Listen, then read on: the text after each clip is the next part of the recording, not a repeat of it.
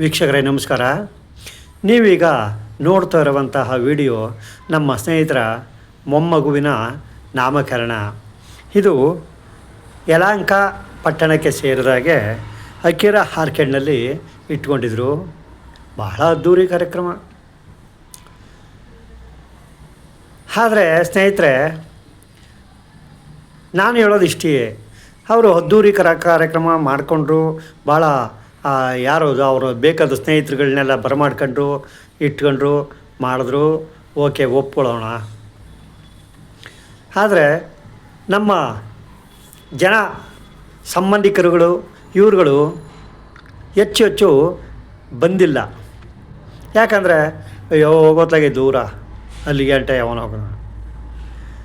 ಅದಕ್ಕೋಸ್ಕರ ನಾವು ಹೇಳೋದು ಸ್ನೇಹಿತರೆ ಇಷ್ಟೇ, ನಮ್ಮ ಜನ ನಮ್ಮ ಬಂಧು ಬಳಗದವರು ಎಲ್ಲಿ ಹೆಚ್ಚಿಗೆ ಇದ್ದಾರೋ ಆ ಕಡೆ ನಾಮಕರಣನ ಇಟ್ಕೊಂಡಿದ್ರೆ ತುಂಬ ಇನ್ನೂ ಸೊಗಸಾಗಿರೋದು, ಭಾಳ ಖುಷಿ ಪಡೋರು.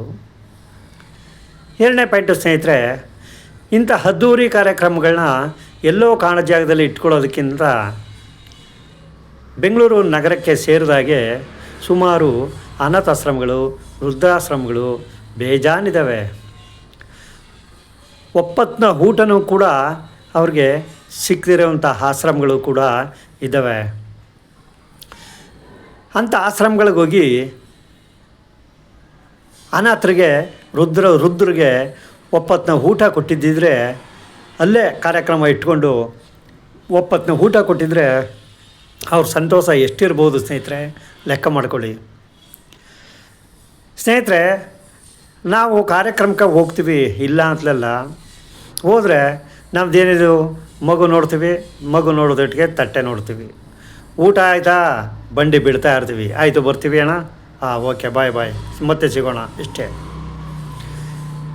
ಒಪ್ಪತ್ತಿನ ಊಟಕ್ಕೂ ಗತಿ ಇಲ್ಲದೆ ಅನಾಥಾಶ್ರಮದಲ್ಲಿ, ವೃದ್ಧಾಶ್ರಮದಲ್ಲಿ ಇರ್ತಾರಲ್ಲ, ಅವ್ರಿಗೆ ಇಂಥದ್ದೇ ಊಟ, ಒಪ್ಪತ್ತಿನ ಊಟ ಕೊಟ್ಟಿದ್ದಿದ್ರೆ ಅವರ ಒಂದು ಆಶೀರ್ವಾದಗಳು ಮಗುವಿಗೆ ಎಷ್ಟು ಪರಿಣಾಮ ಬೀರುತ್ತೆ ಅಂಥೇಳಿ ಅವ್ರಿಗೆ ಗೊತ್ತಾಗಲಿಲ್ಲನ ಕಾಣುತ್ತೆ.